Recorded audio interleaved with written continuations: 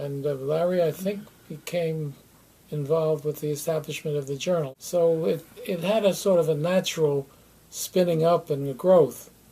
After that, it maintained its integrity. Obviously, there was some value for some of the people in the field, but obviously not the whole field. There was NAEA was the large umbrella organization. Just want to ask you, one kind of last thing was, what would you have to say that you think USSEA should focus on now, or anything for the present people? I know Wanda Knight is the new president.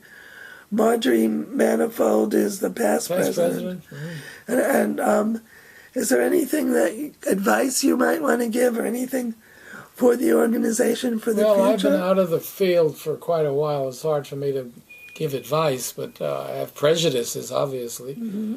I think that a look at how people make things and translate things into words and their meaning. So almost like foreign languages. How do you translate French into English? How do you translate a clay statue into English, if you will? Right. Mm-hmm. And I think that the nature of object making for the significance for various groups.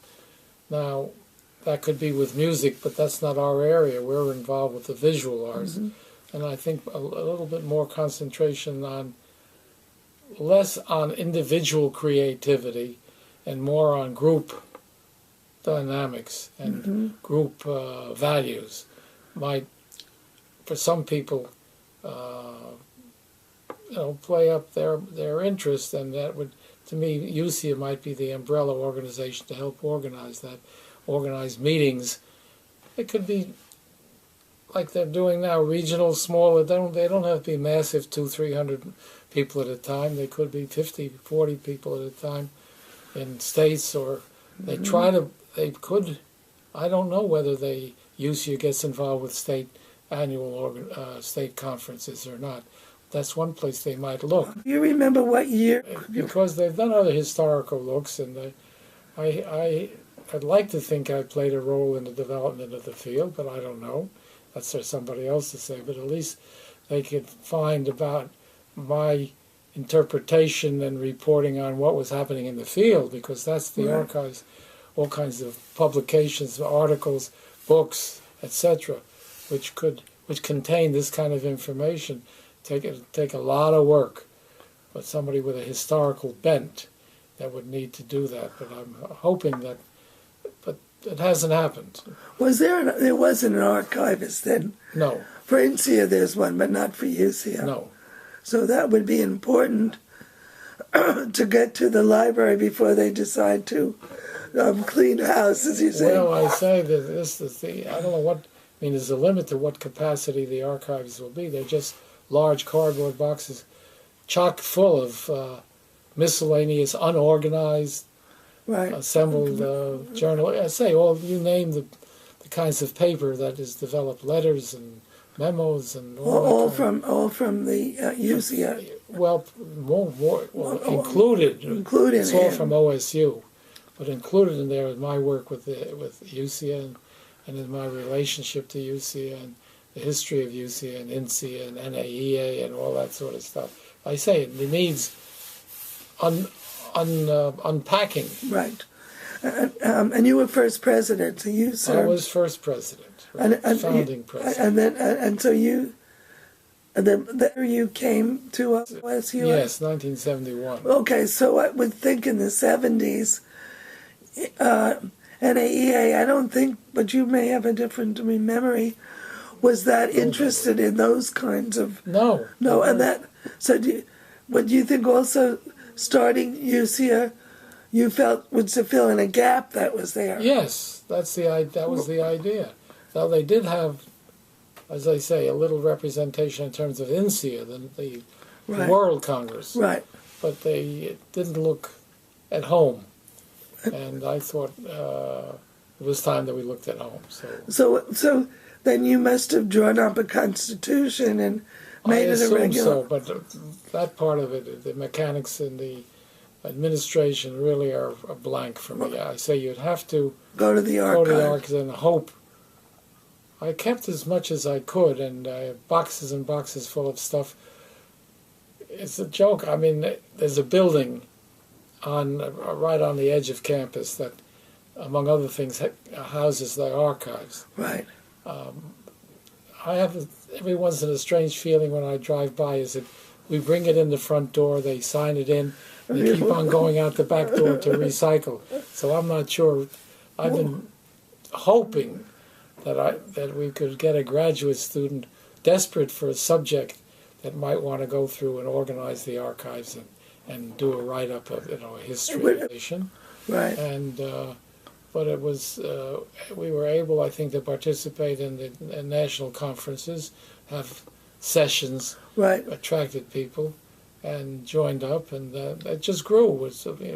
And then it grew. I remember there were several regional conferences or conferences outside of NAE. Yes, had its own. Right. I remember Mary Stockrocky did one. I think there was one here at OSU. Yes.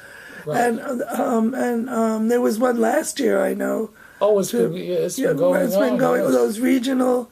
Well, I don't know but they were all took place in the U.S. where there was a conference and people came around. Yes, we were trying to be geographically distributed, not always in one place, because people just couldn't travel all the time. There was an increasing number of organizations people were involved with, so we had to be careful.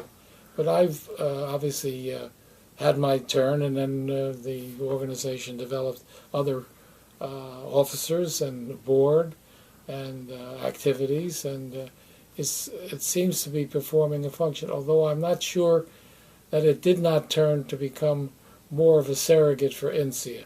I haven't followed closely since my retirement the close-knittedness of USSEA as an organization. But I know the publications are still coming out. What do you think about, I mean, it was very early when you did this, and I think it was much harder to make a case for organizations that were either global or multicultural. I mean, INSEA being more global and USSEA being more about multicultural issues. But when you started the organization, those kinds of things were not as popular as they are today. No, that's well, the whole field in the world has expanded in a recognition that increasingly, quote, we're one world in a sense. But we find, for those people interested in our meetings, also we can look at the various departments, the graduate departments in particular. We find a lot of nationals from all over the world participating, and then going back home. So I know at OSU we had a large Arabic contingent, 4 or 5 nationals from Saudi Arabia in particular, who studied and then went back and more or less disappeared because of their own increasing problems at home. But anyway, I mean, that was just typical of a growing interest in international. But that did not help with looking at our own, American Indian cultures, Spanish American cultures, and so forth, which for some people presented an attraction, and USSEA then represented a vehicle by which they could get together and compare notes, exchange ideas, and so forth. What made you personally interested in those kind of issues? I know you're a world traveler and you enjoy traveling outside the U.S., but why were you in... I don't know. It was a curiosity. I really have no one fixated point where I say, that's what pulled the trigger, and it was a recognition of the, I won't say it's unfair, of the, as long as the field was moving globally at that time, we didn't call it globally, I don't know what we used to call it, internationally. I think multiculturalism was a term that came in later and became associated with USSEA, but later. I don't think we started. In the beginning, it was a more about just the different cultures within Yes. the United States. And Yes, well, I thought it would be important to look at our own country and the diversity there and see what implications there were for curriculum development.